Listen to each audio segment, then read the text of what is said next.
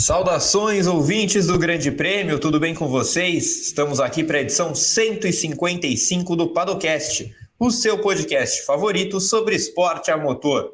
Eu sou o Gabriel Curti, comando a nossa gloriosa atração com as presenças de André Neto e Gabriel Carvalho. Na produção, Pedro Prado segue no comando com a gente. Eu espero que vocês aí do outro lado estejam todos muitíssimo bem. Antes de tudo, aquela nossa tradição. O abraço para os amigos da Central 3, os maiores especialistas do país nos podcasts. Ouçam o Padocast até o fim e aí vocês pulem direto para o feed dos nossos parceiros. Os podcasts da Central 3 estão nos melhores agregadores de áudio do mercado. E aí você escolhe o tema da sua preferência. Tem samba, política, futebol, história, tem de tudo por lá. A gente vai falar mais uma vez sobre Silverstone, como foi na semana passada, e de novo sobre o caos na pista inglesa. Só que agora a gente vai falar isso depois que a corrida aconteceu, é claro. Afinal, o que da prova maluca do último domingo a gente pode tirar como base para o que vem aí na temporada? Vamos falar de Carlos Sainz, de Charles Leclerc, de Max Verstappen e da Red Bull, de Lewis Hamilton e da Mercedes. Enfim, o que será a tendência do que vimos na Inglaterra para o resto do campeonato? Eu já apresento aqui nossos comentaristas, nossos convidados. Começo com o André Neto. André, tudo bem com o senhor? Responda já o seguinte, começando pelo básico, né? Melhor corrida da temporada, isso parece óbvio, mas ela entra na lista de melhores dos últimos tempos? Fala, Gato, tudo bem? Bom dia, boa tarde, boa noite para você. Bom dia, boa tarde, boa noite, Gabo. Abraço para o Prado que está na produção com a gente aqui, para o pessoal da Central 3 e, é claro, para você que está ouvindo a gente. Acho que fica muito óbvio que essa foi a melhor corrida da temporada. Eu gostei de algumas outras etapas do ano também. Acho que Bahrein foi legal, Jeddah foi uma corrida que eu gostei bastante. Miami poderia ter sido uma corrida interessante se a direção tivesse filmado a corrida e não as arquibancadas. Acho que o GP da Espanha foi bem legal também, pro padrão que a gente costuma ter de GP da Espanha. Acho que a gente teve algumas corridas interessantes esse ano, mas nenhuma corridaça que nem foi essa em Silverstone. Acho que foi uma prova muito acima do que a gente teve do resto da temporada e que se destoa aí como a melhor corrida do ano até aqui. Acho que pode ser até difícil de ser superada para o resto da temporada. Foi uma corrida que a gente teve um pouquinho de tudo. Começou com um acidente assustador no começo, depois a gente teve briga dentro de Ferrari, teve Verstappen tendo problema, teve muito caos, teve muita coisa imprevisível acontecendo nessa corrida, que era algo que não estava acontecendo muito nessa temporada. Se ela entra na lista de melhores dos últimos tempos, eu acho que já é uma discussão mais difícil, porque a gente teve uma temporada de 2021 em que praticamente todas as corridas entraram para esse hall aí de maiores corridas dos últimos tempos, porque foi uma briga, que é uma briga que envolvia dois pilotos muito talentosos brigando por um título, e esse ano a gente não está tendo essa rivalidade tão forte que nem rolou no ano passado. Então, eu acho difícil colocar Silverstone junto com essas corridas do ano passado, por conta do contexto do campeonato. Acho que como uma corrida única, com um evento único, ela entra assim, foi uma corrida sensacional de assistir, acho que todo mundo ficou ligado da corrida do começo ao fim, mas pelo contexto eu não coloco ela nesse hall de grandes corridas da história da Fórmula 1, porque eu acho que ela talvez não tenha um papel tão decisivo num campeonato como foram as corridas que a gente viu no ano passado. Muito bem, Gabo, como o senhor está? Bom dia, boa tarde, boa noite. Responda também, acho que falar que é a melhor do ano não é muito complicado, né? Então discorra sobre isso que o André falou. É uma das melhores dos últimos tempos? Bom dia, tarde e noite, Gá. Bom dia, tarde e noite, André, Prado e todos os nossos padocasters. Assim, é difícil falar se é uma das melhores coisas dos últimos tempos, porque há muitos últimos tempos, né? Então, assim, a gente fala de uma fase aqui da Fórmula 1 que basicamente a gente está tendo corridas memoráveis talvez todo ano, né? Então, 2019 a gente teve, 2020 a gente teve, 2021 a gente teve várias, né, que acho que vão ficar na memória afetiva da galera por bastante tempo, e acho que essa tende a ficar na memória afetiva da galera por um tempo também, ainda mais por ter sido vencida pelo Sainz, né? Então, acho que justamente por ser uma corrida que ela vai ficar marcada, primeira vitória do Sainz, ela vai ser mais fácil de lembrar nos tempos futuros, né? Porque acho que muitas vezes tem algumas fases da Fórmula 1 que são um pouco mais... assim, quando você tem um piloto que está muito dominante na temporada, as pessoas não costumam lembrar tanto dessas vitórias, tipo, olhando uma perspectiva futura de 5, 10 anos, porque às vezes a temporada não foi tão legal. Então, por exemplo, tem uma corrida que eu acho muito bacana, que pouca gente fala, que é o GP da Hungria de 2015, que foi uma corrida que o Vettel venceu, mas foi um ano que o campeonato foi muito chato, e o restante das corridas foi chatas, e tipo, ninguém lembra dessa corrida, mas foi uma corrida muito bacana, teve Kvyat no pódio, Escambau, então, Sim. assim, acho que olhando em perspectiva, a gente vai lembrar com bons olhos desse GP da Inglaterra. Muito bem, a gente vai falar bem mais sobre essa corrida, sobre o campeonato em si, se essa corrida pode servir de fagulha para o campeonato pegar fogo, talvez não pelo comentário inicial do André, mas vamos descobrir o que os nossos comentaristas acham. André, volto para você então. Você falou que não acha que ela entre nos melhores dos últimos tempos, justamente porque 2021 teve uma série de corridas históricas. Mas e sobre Silverstone, hein? Eu vi muita gente defendendo que Silverstone é oficialmente o melhor circuito da atualidade pós-reforma. Queria saber se você concorda com essa afirmação e quais outros circuitos você colocaria ali num top 3 ou 5.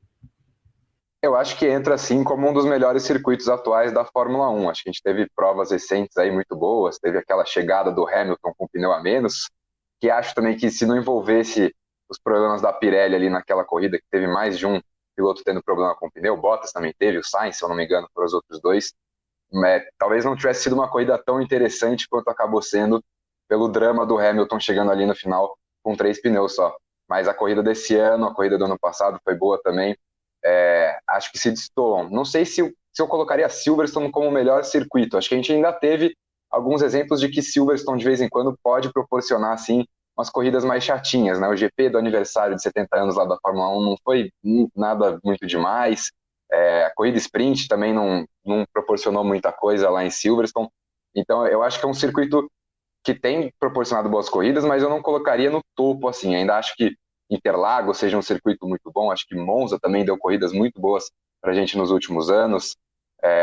Eu colocaria ainda um pouquinho na frente. Eu acho que Silverstone se beneficiou bastante dessa mudança de regulamento. Antes da corrida, a gente já tinha alguns pilotos falando que poderia ser uma prova diferente por conta dos carros novos, que os carros novos talvez se adaptassem melhor a esse tipo de circuito com curvas de média, de alta velocidade, que é justamente, né, o que o regulamento desse ano tentou mudar, de conseguir que os carros novos seguissem uns aos outros nessas curvas onde antigamente os carros perdiam muita pressão aerodinâmica, complicava no desgaste de pneus e a gente não conseguia ver os pilotos se seguindo por muito tempo ou tentando ultrapassagens. E acho que a gente viu de fato o peso desse novo regulamento nessa corrida. A gente viu os pilotos ficando atrás uns dos outros por muito tempo, a gente viu brigas muito duradouras. O Leclerc passou metade da corrida atrás do Carlos Sainz ali, pegando o DRS, não conseguia de fato fazer a ultrapassagem, mas passou uma boa parte da corrida atrás do companheiro de equipe.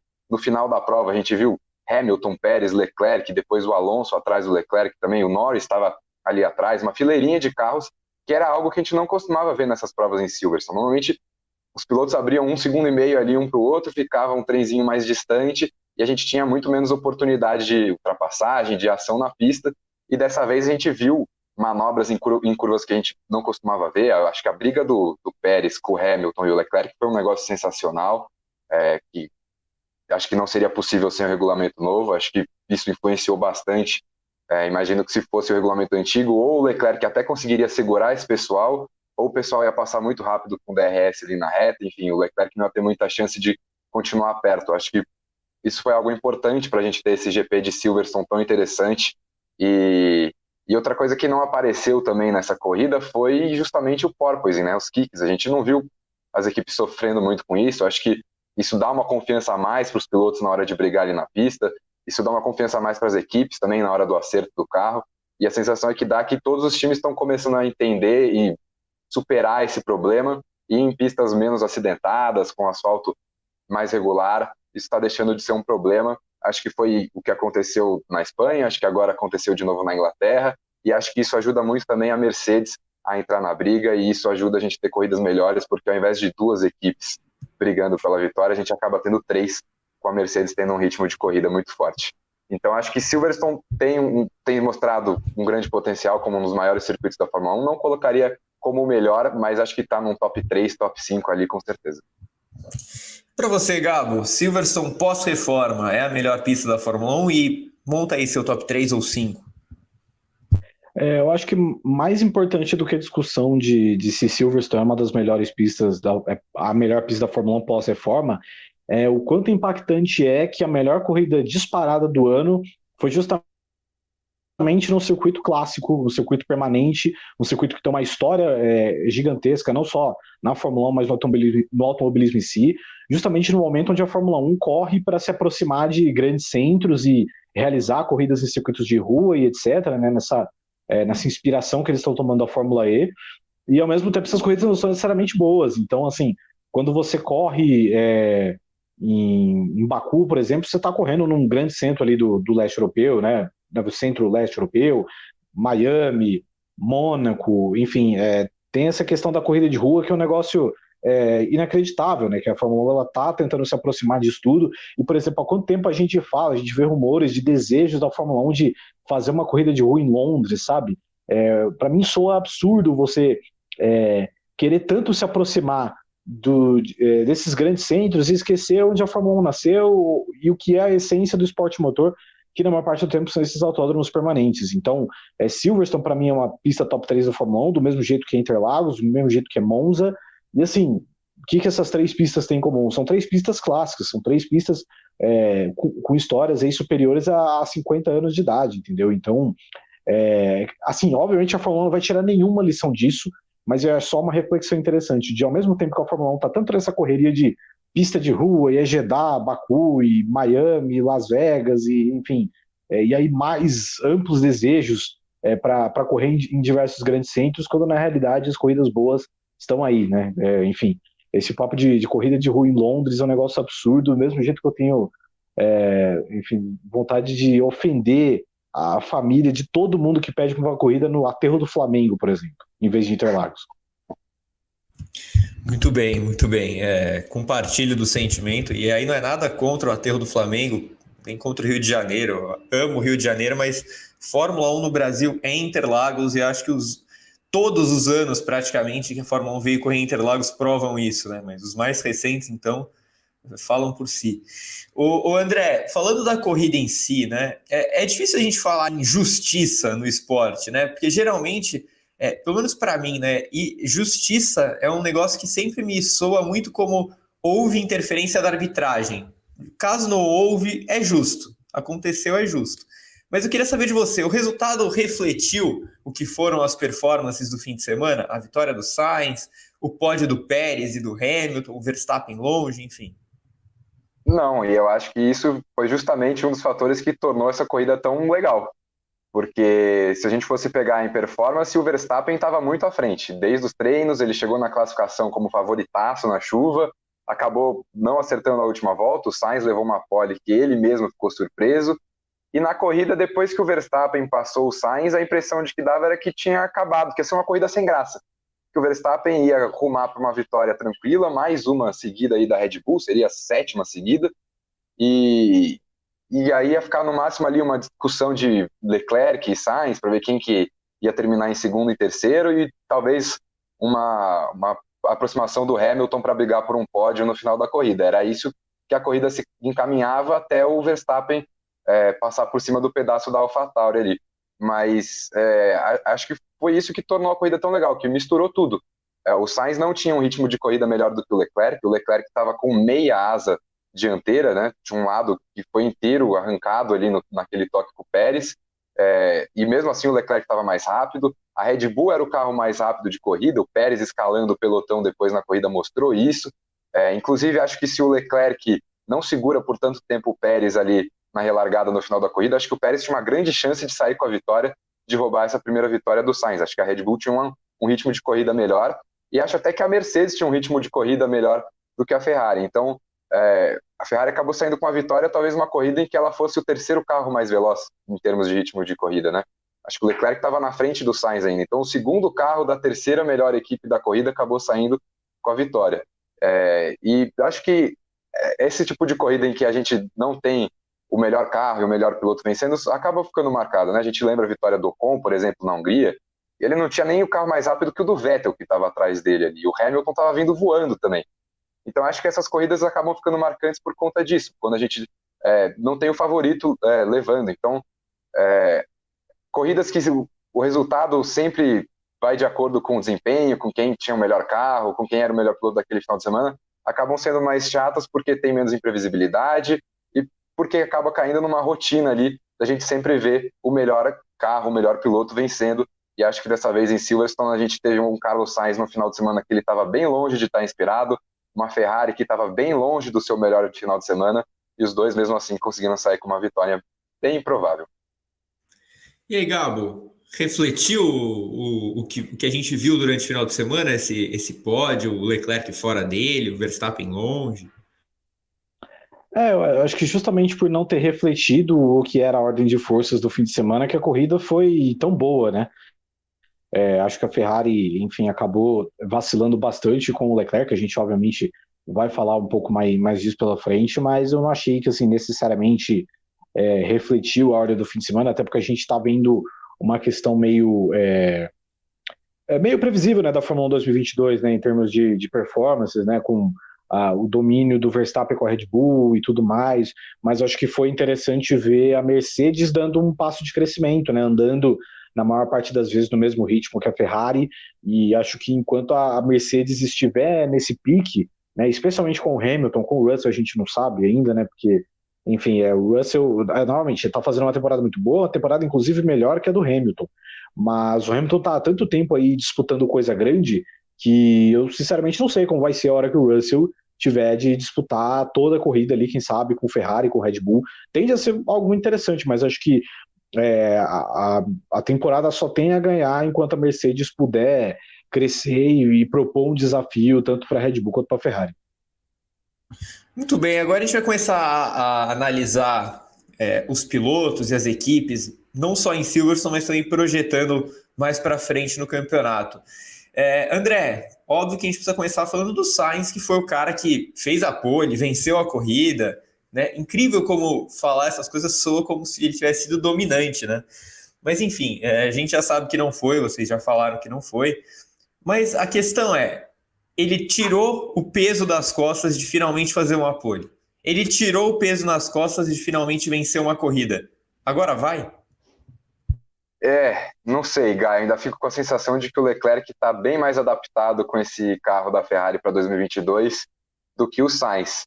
Mas eu acho que pode ser, sim, esse alívio para o Sainz para o resto da temporada. A gente viu o Sainz errando praticamente todas as últimas tentativas dele em Q3 na classificação até aqui nesse ano. Eu não acho que ele fez a volta perfeita também em Silverstone. Acho que o Leclerc vinha para uma volta mais rápida, acabou errando. O Verstappen também não conseguiu melhorar. Acho que era para o Sainz ter terminado em terceiro essa classificação. E aí a sorte sorriu bastante para ele nesse final de semana. Acho que tanto na classificação quanto depois na corrida. Mas pode ser, sim, esse impulso de confiança que o Sainz está precisando para voltar a andar junto do Leclerc, né? A gente viu ele andando junto do Leclerc em 2021 praticamente o ano inteiro. A classificação era muito mais próxima entre os dois, a gente via o Sainz mais próximo do Leclerc, e ainda acho que o Leclerc é um piloto mais talentoso, acho que ele tem talvez mais recursos que o Sainz, e talvez até por isso ele tenha se adaptado melhor com o carro. Eu acho que o Sainz precisa se encontrar ainda com esse carro para 2022, acho que ele ainda não está tão confortável quanto ele gostaria, acho que o resultado, tanto da pole quanto da primeira vitória, surpreenderam, e a gente torce, né, para uma recuperação de confiança dele, porque a gente não viu, por exemplo, os erros que ele cometeu na Austrália, a gente não viu os erros que ele cometeu em Imola, a gente não viu isso no ano passado. Então, se ele voltar a ser pelo menos aquele piloto consistente, de não errar, de estar sempre ali na briga, ele vai conquistar mais vitórias como essa, ele vai conquistar mais pódios, que é algo que ele tem sido constante ainda aqui dentro da regularidade dele, e aí ele vai entrar um pouquinho mais nessa briga. Não sei até que ponto ele vai conseguir, de fato, pensar em título nesse ano, acho que a Ferrari ainda vai pensar mais no Leclerc pro resto da temporada, mas a gente torce sim para que esses dois resultados, tanto a primeira pole quanto a primeira vitória, tenham um boostzinho aí de confiança pro Sainz pro resto dessa temporada e pro futuro dele na Ferrari. E aí, Gabo, pintou o campeão? Não, mentira, mas agora vai? Só o futuro vai responder, né? Mas eu acho que o Sainz, nas últimas corridas, ele tem crescido bastante, somado mais pontos, inclusive, que o Leclerc, e ido mais ao pódio do que o Leclerc. Claro que isso não é necessariamente culpa do Leclerc, mas mostra que ele está meio que aproveitando as oportunidades que estão caindo no colo dele. E acho que pode ser importante ele vencer, para ele se acostumar, né, a estar brigando por mais coisas e tudo mais, né? Até porque a gente tem que lembrar que o Sainz, ele é um piloto que ele tem, sei lá, ele foi o segundo piloto que mais demorou a vencer na Fórmula 1, né, em termos de corridas disputadas. Porque a maior parte da carreira do Sainz ele não esteve brigando por vitórias. Esse é o primeiro ano efetivo em que o Sainz ele acorda todo domingo pensando, eu tenho um carro para ganhar a corrida. E acho que esse passo de ter a primeira pole, ter a primeira vitória, eu acho que isso pode sim, mudar o Sainz de patamar e a forma com que ele vai lidar nas disputas, nas questões psicológicas. Acho que tudo isso é bastante importante. Então acho que o Sainz tende a crescer, mas pode ser que não também. A gente já viu vários outros caras, por exemplo, que demoraram a vencer, que não necessariamente viraram grandes campeões ou coisa assim. O Barrichello não necessariamente virou, o Mark Webber não virou, o Sérgio Pérez não virou, o Nico Rosberg virou, mas enfim, ele é um caso. Então resta saber o que o Sainz vai virar depois disso, se ele vai virar o novo Barrichello, como ele disse que não queria virar, né? Mas enfim, o desempenho dele está mostrando que talvez seja para esse lado, se ele vai ser o novo Rosberg. Ô Gabo, o que o futuro tem mais chance de dizer? Se o Sainz vai ser campeão mundial ou se Tyson ou Messi quem é melhor? Inclusive o futuro vai garantir, depois dessa gravação, tem um Inter e Colo-Colo. Se o Inter classificar epicamente contra o Colo-Colo, acho que vai ter mais classificações épicas do que o PSG em 2022. Muitíssimo bem. Ô André, ainda sobre o Sainz, você vê que dá tempo do Sainz entrar nessa briga pelo título? Você falou que vê o Leclerc bem mais adaptado a esse carro, né? E que o Sainz cometeu erros esse ano que ele não cometia ano passado. Mas você acha que dá tempo dele brigar? Você enxerga o Sainz na briga? Eu acho que tempo para brigar ele ainda tem, Gá. Se eu enxergo, aí eu já acho mais complicado, até pela questão que eu vejo a Ferrari um pouquinho atrás da Red Bull ainda, tanto em ritmo de corrida, quanto em estratégia, tomada de decisão ali na hora da prova. Acho que a Ferrari está bem atrás da Red Bull ainda nesses aspectos, e assim, tá bom, você está andando junto na classificação, está levando pole, mas os pontos vêm no domingo, e no domingo a Red Bull está constantemente sendo melhor do que a Ferrari, então eu acho que isso prejudica ele, e claro, ele tá ali atrás do Leclerc, que também prejudica bastante. Acho que a Ferrari, por mais que tenha errado na estratégia ali no final, a Ferrari priorizou o Leclerc a corrida inteira, porque até ali depois da última parada, né, que o Sainz vai pro boxe e o Leclerc não, a Ferrari pede pro Sainz proteger o Leclerc, sendo que ele tá com o pneu macio novo e o Leclerc tá na frente dele com um pneu duro de não sei quantas voltas. É uma lógica que não faz sentido nenhum, mas a Ferrari ainda estava pensando em priorizar o Leclerc ali naquele momento. E, por outro lado, eu também acho que o Leclerc não vai continuar nessa maré de azar que ele tem tido nessas últimas corridas, tanto de quebra quanto de estratégia não funcionando pro lado dele. Acho que ele deve voltar a pontuar pelo menos no mesmo nível que o Sainz, né? Vocês falaram aí das últimas 5 corridas, acho que ele deve voltar à média aí, de pelo menos pontuar no mesmo nível, se não a mais, do que o Sainz para as próximas corridas. E acho que isso vai deixar cada vez mais difícil a situação do espanhol para brigar por título nessa temporada. Ainda vejo ele ganhando outras corridas nesse ano, isso sim.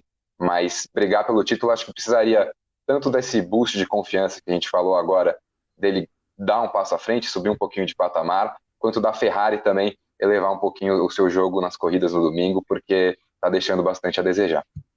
Gabo, você deixou em aberto no seu último comentário a chance do Sainz virar ou não um campeão mundial, né? Você até citou os exemplos de Webber, Barrichello e outros.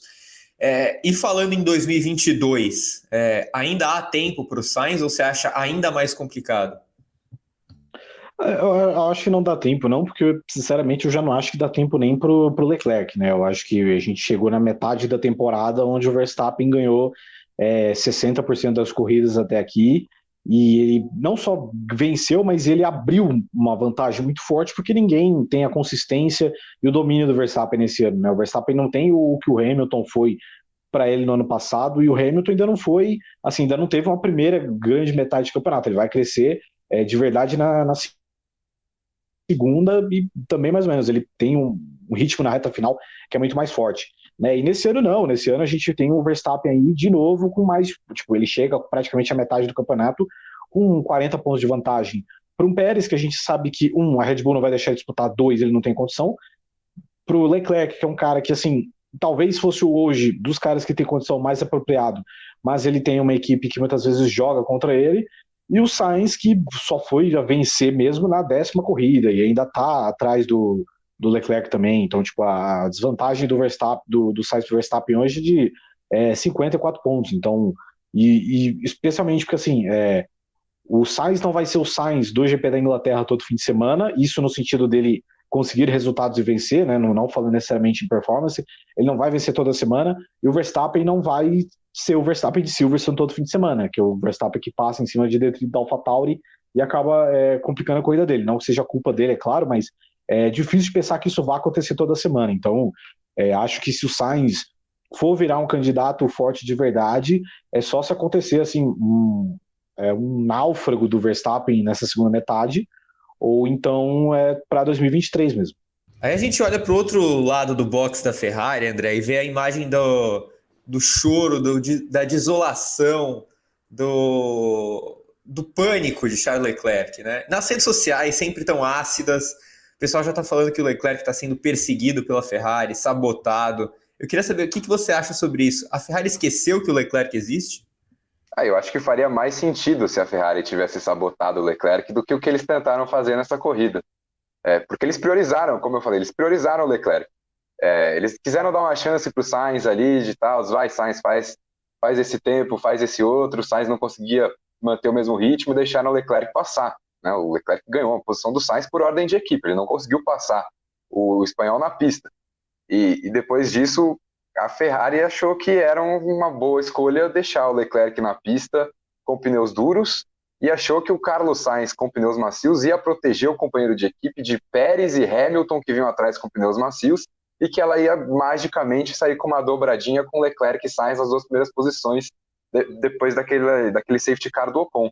E para mim, a questão do Leclerc ali, você falou ontem no Paddock GP, é uma posição difícil que a Ferrari estava, de fazer a escolha se vai parar ou não, quando você está com a liderança na mão. Mas para mim, depois que passou a primeira ali, tudo bem, você estava com medo de parar os dois na mesma volta, porque já deu problema nessa temporada, entendo.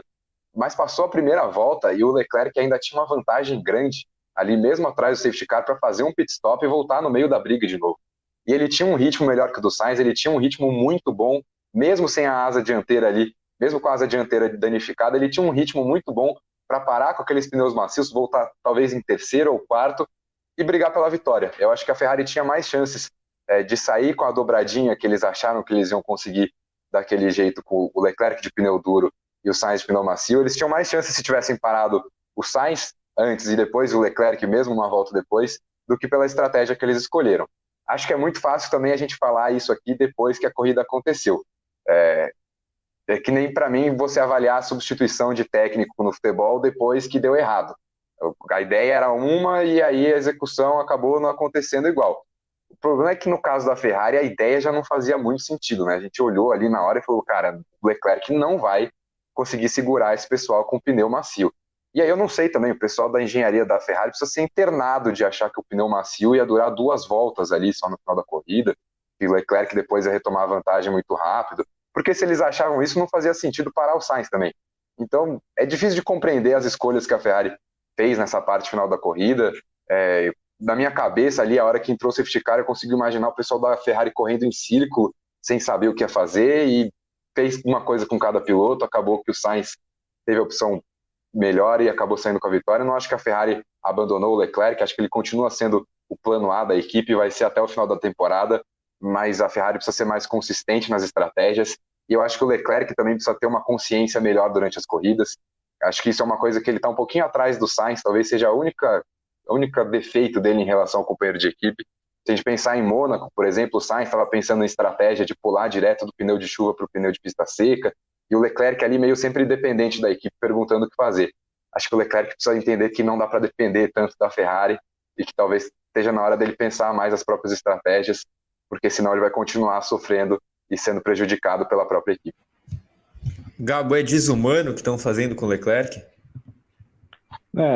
De fato, a história do Leclerc em 2022 realmente parece muito com a da Ju, mas, enfim, é complicado. A questão de análise do que aconteceu é sempre complicada, porque, assim, a gente até bateu muito nessa tecla quando o Norris perdeu na Rússia em 2021, porque o primeiro colocado ele é sempre o que tem tudo a perder e ele é sempre, assim, as pessoas que estão atrás dele sempre tomam decisões contrárias porque são as pessoas que estão tentando ganhar, né? São as pessoas que não estão necessariamente em primeiro. Mas, na verdade, o que mais me espanta é que a Ferrari, não necessariamente a estratégia que a Ferrari tomou, porque beleza, é uma estratégia e aí é uma questão que ela é bem objetiva, ela não é subjetiva. Você tem uma estratégia certa, uma errada. Eles tomaram a errada, porque a certa era você colocar pneus macios para poder disputar, e foi por isso que o pódio foi feito por pilotos que terminaram a prova de pneus macios, e o Leclerc acabou ficando na quarta posição. Mas eu acho que a incoerência do Mattia Binotto em falar, por exemplo, que a gente escolheu parar o Sainz porque o Leclerc liderava, sendo que, 10 voltas antes vocês pediram para os caras inverterem posição.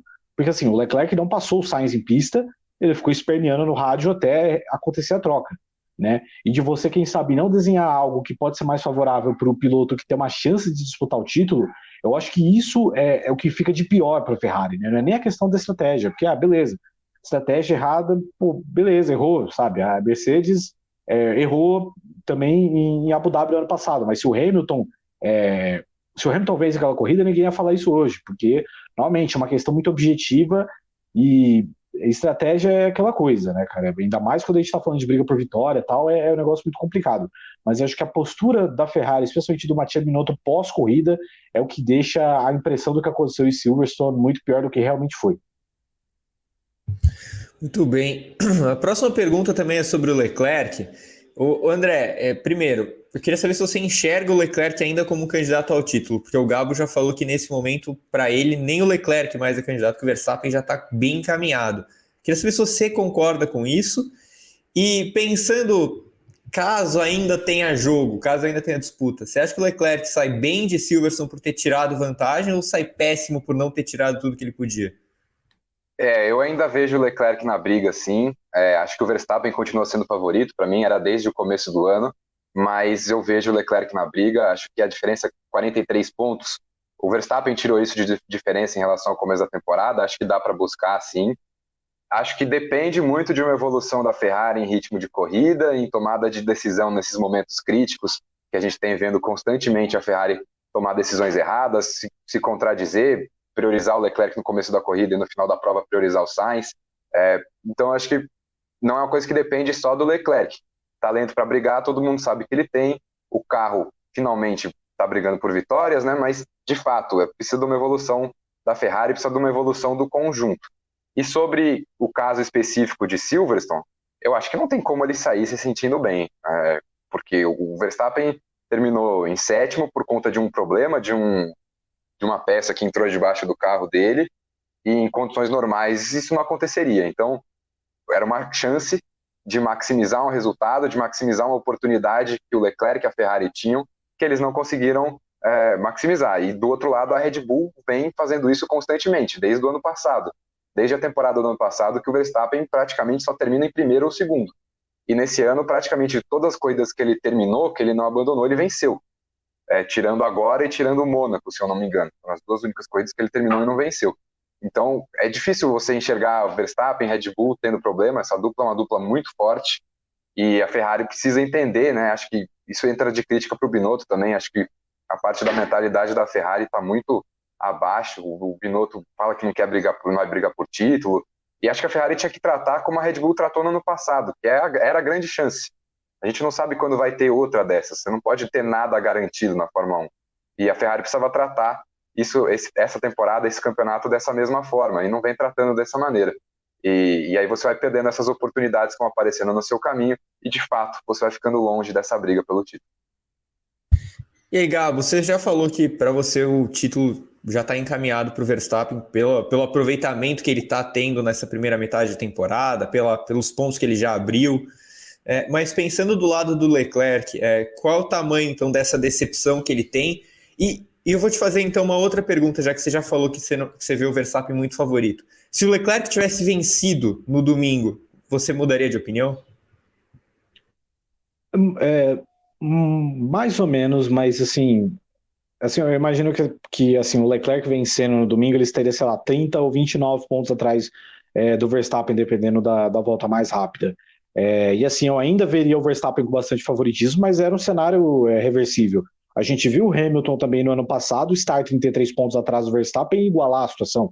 Claro que o Leclerc não é o Hamilton e tudo mais, mas ainda é um cenário que parecia reversível e não só, assim, óbvio que os 43 ainda são reversíveis matematicamente, né? Vai demorar bastante para o Leclerc perder oficialmente as chances de título, mas no fim é aquela questão de psicológico, aquela questão de oportunidade, porque, por exemplo, foi a corrida que tudo deu errado para o Verstappen.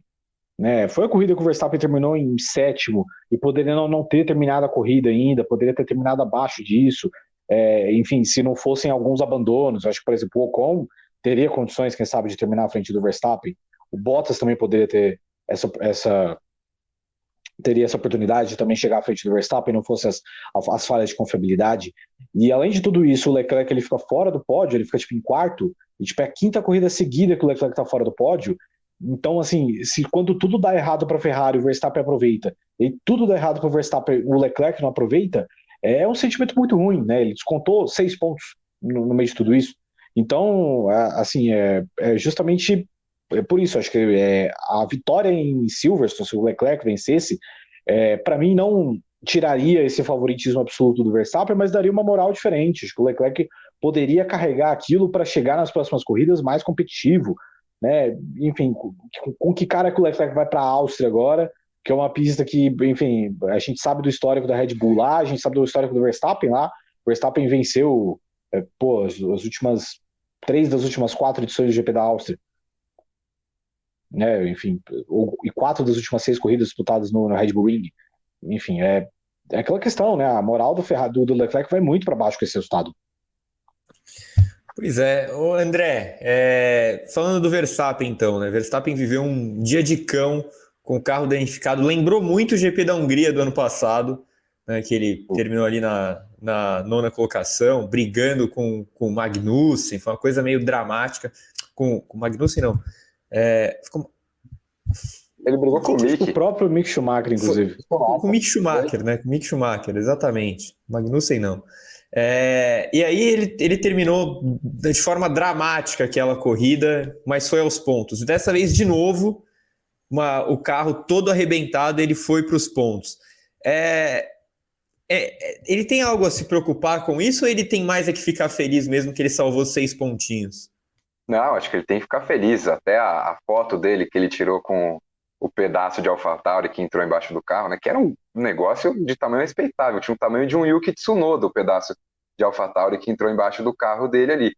E eu acho que eu ia fazer justamente essa comparação que você fez com aquele GP da Hungria, porque foi uma corrida que o GP da Hungria, o Verstappen ficou sem metade da lateral do carro, arrancaram tudo ali naquele strike da primeira curva, e o Verstappen conseguiu salvar pontos que depois na conta no final do campeonato foram importantíssimos e que talvez outro piloto, outra equipe em outra situação poderiam falar, bom, deixa de lado, o carro está muito danificado, a gente pode ter problema maior ainda, vamos abandonar. E dessa vez a mesma coisa, problema grave, o Verstappen perdeu um desempenho do nada, parecia até ali na hora que vai ter uma outra quebra, já era, vai perder mais uma corrida que estava na mão, e mesmo assim ele conseguiu salvar um 7º lugar, e 6 pontos, esse ano o cenário é meio diferente, né? Mas 6 pontos, se a Ferrari crescer, se o Leclerc começar a emendar uma sequência melhor, pode ser que sejam pontos importantes lá no final do campeonato. Não acho que vai ter o peso que teve aqueles 2 pontinhos do GP da Hungria do ano passado, mas acho que pode ser um resultado importante nessa matemática aí, mas principalmente de confiança do Verstappen, né? Acho que, para mim, na verdade, o piloto do dia foi ele, porque ele estava com o carro totalmente desbalanceado, desconfigurado na pista, conseguiu terminar em 7º, segurou o Mick Schumacher ali no final, ainda que eu acho que ele tenha forçado bastante a barra para cima do Mick, ele mesmo falou depois que ele fechou a porta e esperou o Mick recuar, porque se o Mick não recuasse, os dois iam bater e era isso. Então, o Verstappen, acho que quando ele entra nessa mentalidade dele de tudo ou nada, ele fica um competidor ainda mais difícil de ser superado, e acho que ele fez uma corridaça na Inglaterra. Acho que o problema devia ser bem complicado, acho que outros pilotos teriam dificuldades muito maiores do que o Verstappen teve com esse carro, com um pedaço da AlphaTauri embaixo. E aí, Gabo, algo a se preocupar ou é só o Tsunoda não bater no Gasly de novo que tá tudo certo? Acho que por enquanto não tem muito motivo de preocupação, não. Acho que o Verstappen pode sair bem feliz com esse 7º lugar, porque assim, o ritmo que ele teve na corrida depois disso foi bem fraco, assim, em determinado momento eu realmente achei que o Verstappen ia ser ultrapassado pelo Latifi. E assim, salvar um sétimo lugar ali no contexto que ele estava foi assim, ótimo. Ainda mais vendo que a Ferrari teve uma grande oportunidade na frente dele, se embananou toda, melhor ainda. Eu acho que assim, a preocupação da Red Bull ainda tem que ser a confiabilidade, né? Porque, enfim, a Red Bull, ela quebra, praticamente todo fim de semana ela quebra em algum dia, e às vezes eles têm a sorte de quebrar na sexta, né? Então, enquanto não quebrar no domingo, o Verstappen vai ficar tranquilo. Então, foi uma prova, claro, ruim para ele, mas ele conseguiu reduzir muito o prejuízo, tanto por terminar num sétimo lugar, né, numa prova que teve bastante abandono, tanto por ver a Ferrari na frente dele se complicando toda, né? E agora ele vai ter aí um GP da Áustria, que é uma prova importantíssima para ele, uma prova que ele já venceu várias vezes. Enfim, eu acho que, e ainda mais pela vantagem que ele tem para o Pérez, né? Ele tem 34 para o Pérez de vantagem, então assim, é um cenário que ainda é muito favorável para ele, acho que ainda não exige nada de preocupação não, a não ser, acho que o Verstappen pode se preocupar com alguma coisa o dia que ele sair zerado de uma corrida e o Leclerc vencer, que foi o que aconteceu tanto no Bahrein quanto na Austrália. Falando da Red Bull então, André, a gente viu que a Ferrari teve atualizações recentes e em velocidade de reta me parece bem mais próxima da Red Bull do que ela estava até outro dia. Mas em performance geral, você sente que a Ferrari se aproximou da Red Bull? A Red Bull tem que ficar com uma pulga atrás da orelha? Acho que tem que ficar com a pulga atrás da orelha, mas eu não acho que está mais próximo, não. A minha sensação é que já estava próximo antes e era uma questão de acerto, de casar com característica de pista. Acho que a Ferrari estava, por exemplo, com um carro mais acertado na Austrália, depois na Espanha também, era para ter vencido com o Leclerc até o motor ir para o espaço. Mônaco também era uma pista que a gente já imaginava que fosse casar melhor com a Ferrari, que é um carro mais ágil nessas curvas de baixa velocidade. Então eu acho que são dois carros que estão muito próximos de desempenho. Acho que a Red Bull ainda tem uma leve vantagem durante a corrida e que está sendo fundamental aí, porque justamente o Verstappen está tendo mais um ano incrível, mais um ano impecável, que ele não comete erros. E eu acho que está próximo, não acho que a Ferrari conseguiu de fato diminuir essa diferença, até porque ela é muito pequena, então a sensação é de que de uma corrida para outra pode estar um décimo à frente da outra ali, ou vice-versa. Eu acho que para a Ferrari conseguir de fato brigar, ela tem que ter um carro melhor do que a Red Bull, justamente porque a dupla Verstappen e Red Bull é uma dupla muito forte, é uma coisa que conseguiu bater com o Hamilton na Mercedes, que para a gente era algo que parecia ser imbatível, e eles estão sendo praticamente impecáveis aí há bastante tempo, e eu só vejo a Ferrari brigando de fato com a Red Bull constantemente se ela tiver um carro melhor do que a Red Bull. Enquanto tiver nessa briga aí meio igual, um pouquinho atrás em ritmo de corrida, eu acho que vai ficar bem complicado para a equipe italiana. O Gabo, a Ferrari TT já está falando que a Red Bull está sentindo a pressão da gigantona de Maranello? Imagino que não, né? Eu acho que assim, a Ferrari, eu também vou muito na linha do que o André falou.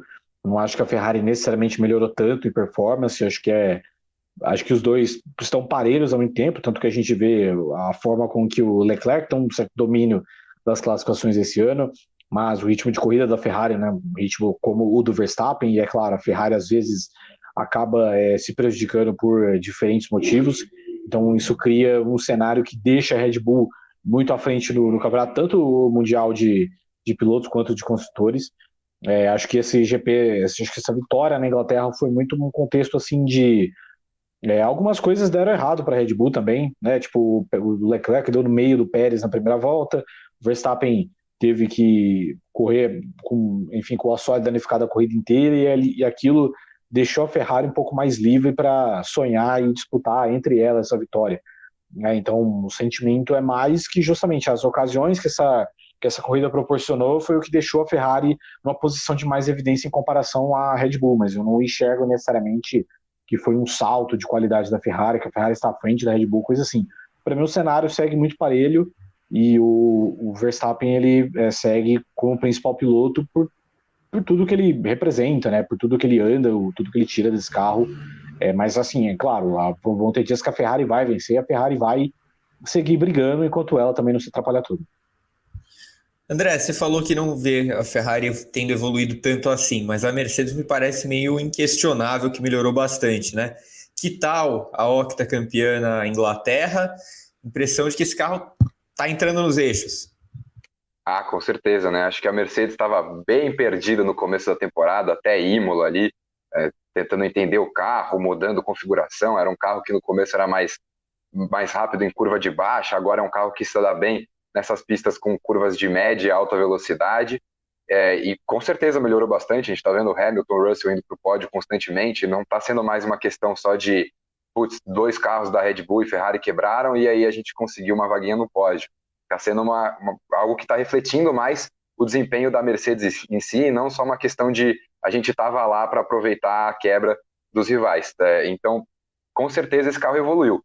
Eu ainda acho que tem que melhorar na classificação, mas o principal problema para mim, a principal distância em relação à Red Bull e à Ferrari é a questão que eu sinto que a Mercedes, o carro precisa casar mais com o circuito para ela ter esse bom desempenho. Me parece que é um carro que se adapta, é menos versátil do que os carros de Red Bull e de Ferrari, que estão sempre brigando nas pistas. A gente viu, por exemplo, Montreal agora há pouco, a Mercedes não estava tão perto assim, na Espanha andou muito perto, o Hamilton tinha um ritmo de corrida excelente naquela prova, e agora também, de novo, estava andando ali no mesmo ritmo, se não até num ritmo melhor que as Ferraris. O ritmo do Verstappen fica difícil de pensar, porque ele teve um problema, mas acho que o Hamilton poderia ter talvez o segundo melhor ritmo de corrida, atrás só do Verstappen sem peça de AlphaTauri embaixo do carro. Então, com certeza, é um carro que melhorou. Ainda acho que é um carro que pode ter dificuldades nesses circuitos de rua, nesses circuitos mais acidentados, porque parece ser um carro mais rígido, que a Mercedes tem mais dificuldade para acertar nessas condições. Acho que, por exemplo, na Áustria já vai ser mais complicado para a Mercedes conseguir andar na mesma balada que Red Bull e Ferrari, que nem foi agora, mas dá para ver sim que é um carro que está evoluindo, é um carro que está melhorando. Acho que as próprias declarações de Hamilton, de Russell também mostram isso, né, que os dois estão muito mais confortáveis, muito mais confiantes com esse carro agora do que no começo da temporada. E aí, Gabo, a Mercedes entrou na temporada 2022? Acho que sim, acho que o que a gente viu em Silverstone foi, especialmente na questão do ritmo de corrida, foi algo bastante positivo, né, de andar mais próximo do ritmo da Ferrari. E acho que é aquela coisa, né, a Mercedes vai dando, é claro, nasceu com um projeto muito errado e vai dando pequenos passos até chegar numa margem que eles possam ficar um pouco mais confortáveis, né, então foi primeiro uma batalha ali para tentar ser a terceira força de vez, né, e superar o Norris com a McLaren. Agora parece que já estão bem estabelecidos com isso e no começo ali meio que aproveitando as primeiras deixas, né, as primeiras oportunidades que surgiam para, quem sabe, pegar um pódio ou outro, que foi o que aconteceu com o Russell, que ele foi para o pódio aí em corridas que você teve 2 ou 3 abandonos de Ferrari e Red Bull. O que aconteceu com o Hamilton no Canadá, que foi uma corrida que o Pérez abandonou e o Leclerc não estava largando lá do fundo e tudo mais. Então, assim, nesses pequenos passos a Mercedes está começando a se tornar mais competitiva. Acho que a tendência é de que a Mercedes siga melhorando. Não sei até em que ponto a Mercedes ela vai brigar por vitórias puramente por ritmo. Acho que vitórias elas podem acontecer por, enfim, novamente a questão de confiabilidade, né, que acho que tanto o Red Bull quanto o Ferrari não são 100% dominantes nisso, então em algum momento isso pode cair no colo, tanto do Hamilton quanto do Russell. Acho bem provável que aconteça. Então acho que a tendência daqui para frente é que a Mercedes vá seguir melhorando e, enfim, eventualmente apimente um pouco mais a reta final da Fórmula 1 em termos das corridas em si, não em termos de corridas individuais, não em termos de campeonato em si. E aí, André, a Mercedes pode vencer corridas em 2022? O que a Mercedes pode fazer ainda? Pode, acho que a gente viu tanto na Espanha quanto agora em Silverstone que a Mercedes vai ter carros em alguns circuitos específicos que vai brigar por corrida, sim. Acho que se o Ocon não quebra ali no final da corrida, o Hamilton tinha grandes chances de vencer essa prova, estava com as 2 Ferraris ali na frente, com pneus mais novos, estava com um ritmo muito forte. Acho que se o Hamilton também consegue ultrapassar ali o Leclerc e o Pérez, aquela manobra que ele fez com os dois, se ele consegue segurar aquela posição, talvez ele tivesse uma chance de brigar com o Sainz no finalzinho da corrida. Então foi uma corrida que para mim foi frustrante também para a Mercedes, porque eu fiquei com a sensação de que era uma das poucas situações do ano em que ela estava ali próxima de uma vitória. Talvez seja algo que não aconteça no ano, e nessa corrida da Inglaterra eles tiveram essa chance, e fiquei com a sensação, que nem eu falei do Leclerc, que eles não conseguiram maximizar, que eles não conseguiram aproveitar o carro que eles tinham para essa corrida.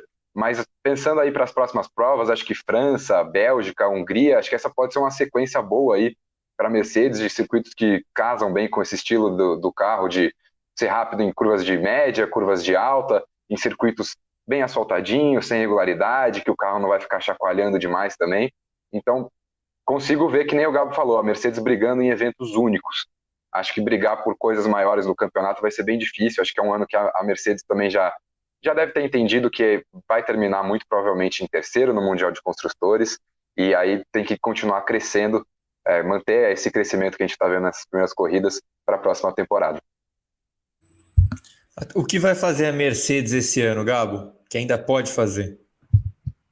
Acho que a Mercedes pode melhorar esse carro, evoluir para estar mais constantemente no mesmo ritmo de Ferrari e Red Bull e aproveitar as oportunidades que vão surgir no colo dela, né? Assim, claro que não tem sido a temporada onde o acaso tem sobrado muito, né? Como a gente viu no ano passado, onde teve um Ocon vencendo com a Alpine, um Ricciardo vencendo com a McLaren e tudo mais. Acho que isso não deve acontecer agora, mas ao mesmo tempo acho que a Mercedes está dando pequenos passos, e acho que mais para o fim do campeonato, especialmente depois das férias de verão da Fórmula 1, acho que a Mercedes pode virar um fator em briga por vitória com mais frequência. Acho que isso vai ser bastante importante.